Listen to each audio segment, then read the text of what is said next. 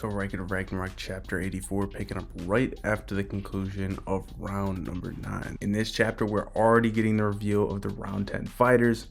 Didn't have to wait long after the end of round 9. Seems like they're on a timetable here. And we also get the reveal of 2 new gods. As always, make sure you're subscribed so you don't miss any Ragnarok content like this, and ring that bell. Apollo was obviously victorious, and we see that the god side of the crowd are all happy. They're like just as expected. See Apollo in his true charismatic bliss, playing it up to the crowd, blowing them kisses and everything. You see Heimdall explaining that the gods are up 5 wins to 4 at this point, and once again the gods have taken the lead. A super great victory that glorifies the majesty of the god of the sun, Apollo. So as Apollo's blowing kisses, he's like thanking everybody, really just being a great guy. And Ares says to think he's still got all that energy to respond to the cheers even after that fight. He is a great guy. Hermes says, nah, truth be told, he's barely able to stand right now. I don't know if I'm buying all this. You know, Zeus was like always at his limit. Hermes saying he's barely able to stand. Seems like I mentioned, Apollo kind of mid-diff that fight. Zeus says it's just his usual endurance.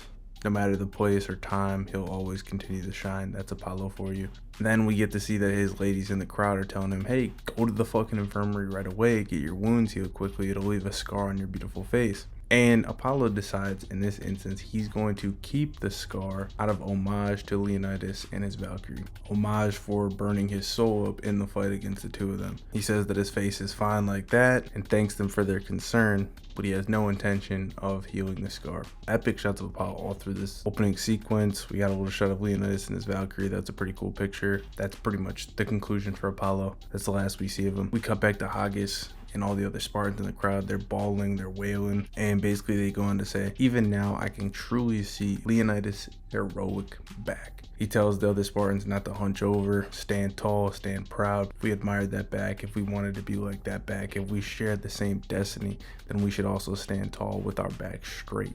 And then they repeat Leonidas' final words, Sparta is the strongest, scream it out, and that is their conclusion. So at that point we cut to Sasuke and Okita's party watching the concluding moments of this fight. They thought the match was great. It was a match to be proud of. Even against the sun, he never backed down and fought head on, says Sasuke. Kondo then chimes in and says, it was a magnificent round. The king of Sparta, Leonidas, he was literally a warrior of truth. Okita once again says that he is jealous, but in this instance, Okita doesn't have a smile on his face. He actually is somber. When Sasuke questions it, he says, on my last days, I also wanted to fight to my fullest, go and scatter in the end. Kondo says, I feel the same. And we get a shot when Okita says this of him passing away in a room by himself because he died of tuberculosis in real life, and Kondo was executed. So we also got to see them. So we got to see their 2 demises. We'll probably get a little bit more on this in Okita's backstory in the fight, but we'll see what takes place. So Okita, different emotion than we've seen from him before. I kind of like it. Now we're getting Hilda and Goal's usual reaction after the fight. Goal obviously is very sad about her sister as always. She's crying, but she's getting a lot tougher than she once was. She's going over to Hilda and saying, with this, we have 4 wins and 5 losses. What's the next move? What's the next part of the strategy? 2 more losses and humanity will be destroyed. Right as she says this, Hilda's cutting her off. She's like cracking the damn screen she's looking at. Pissed off, obviously. She doesn't know what to do. She's very frustrated. She doesn't know what the right move to make is. If I'm being honest, I kind of like it more when Hilda's just calm, cool, collected, and just gets shit done, because I think she's a great character. So not like the best Hilda scene for my taste, but basically she goes on to say it's not clear, kind of freaks out. She's like, I can't examine anything right now. I have no idea what the decision to make is. So it is what it is. It's not going to be that big of a deal, but it's really just setting up the next fighter for humanity. Goal's like, what's wrong with you? Chill out. She's full rage mode because the humans cannot afford to lose the next one. Goal then names off the remaining fighters for humanity, including Rasputin, Nostradamus, Simo, Sakata, and of course Okita, but she doesn't get the Okita one out. Okita and Kondo burst through the doors and Okita says, I'm going. I won't lose to anyone. So bold fucking words from Okita. Him and Kondo have a cool shot. There was a shot similar to this earlier in the manga, but Okita's serious. He doesn't have a smile on his face. He's like dead locked in. He's like, fuck it, I'm going. That's what it is. Hilda's like, understood. I'll leave it as is. Leave it in your hands. The strongest human slayer in mankind's history. Now, this is an interesting statement. So make sure to look at the official translations when they drop. But strongest human slayer, I don't know what that's going to be translated to.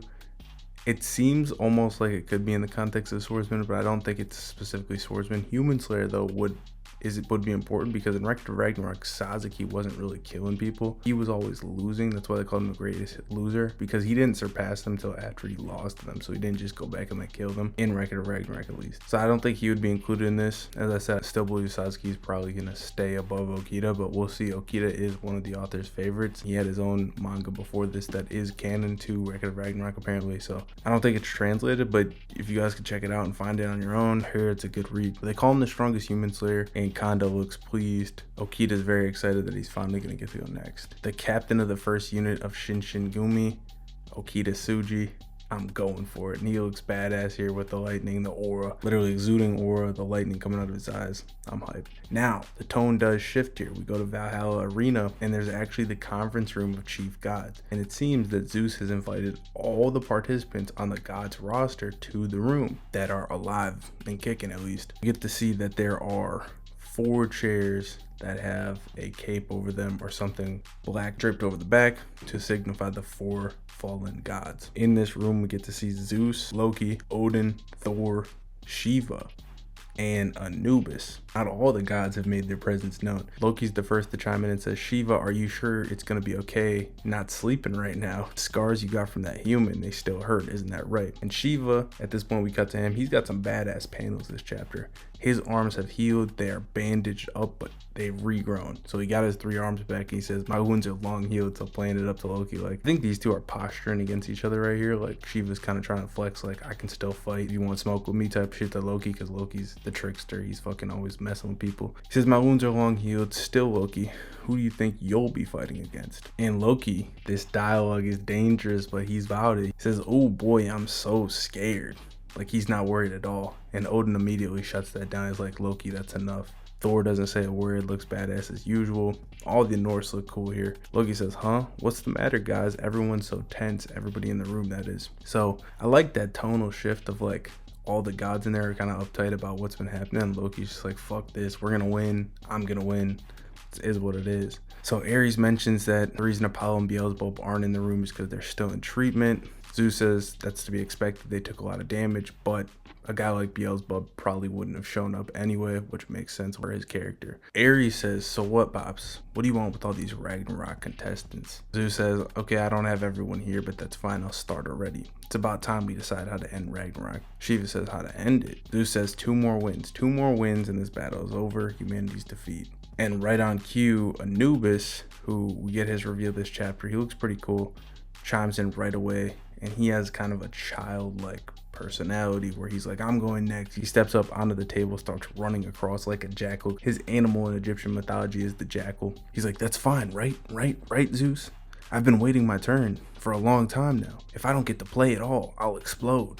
Ares says, explode? And Anubis is like, that's right, you know.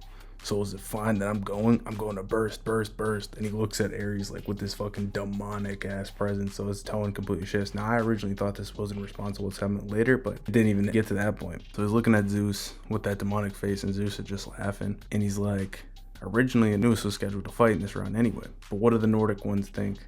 So he deferred to Odin there. Loki chimes in first. He says, well, if nobody wants to go so much, then it's okay, I guess. He's calling Anubis newbie. Odin doesn't really say anything. He's like, so be it. Thor doesn't say a word, as always. So Anubis is like, damn straight, that's right, I'm hyped. And he's basically like being this over eccentric character, kind of similar to how Zero was before he turned evil, or before he got corrupted. But right at that moment, Susanoo bursts through the doors, and he has a fucking weapon that reminds me so much of fucking Samehada from Kisame. He's got this thing wrapped up in like bandages or something. I don't know what the fuck it is. It looks like just a block on his shoulder. He says, wait a minute. Zeus says, there you are. And Susanoo just immediately comes in and says, the one who's going next is me. And he's also got this like fucking shoulder spalder on that's like, looks pretty badass. He's got a cool design for sure, but I don't know how he's gonna use this slab of rock as a weapon. It's gonna be dope. But he's a Japanese god, and immediately when he walks the room, aura is just going everywhere. Like, he's got this immense aura about him. Ares says he can't even move looking at him. He's being crushed, which is pretty cool. We don't get reactions from any of the other gods on the world. There's Ares who's fodder, so I don't know how much stock you want to put into it. But Anubis is still exuding his childlike mannerisms. He's like, what, Susanoo also wants to go next? Too bad, you're a bit late. You just decided it's my turn. And Susanoo says, I see. However, the one who'll be going next is me. So completely disregarding Anubis. And I'm thinking here, oh shit, we about to see like a little squabble between these two. Shiva, Loki, they perk up, they're watching it. Anubis gets kind of pissed off. He's like, come again. No, are you listening to me? We've already decided that I'm next. And Susanoo's like, oh, I understand. However, I fail to see how that's my problem, dude. This guy looks badass as fuck too. And I'm like, holy shit, he's talking crazy in this room. And Anubis is like, for the heavens, you're so annoying. Listen to me, know this now. The next one to go is me. Even if you want to go, it's my turn next. Susanoo just keeps ignoring him. But he's not being like overly pushy, like he was disregarding him, but now he's got like this big smile on his face. He's like, sorry about that, I just don't care at all, which seems crazy disrespectful. So again, we'll have to see what the officials say.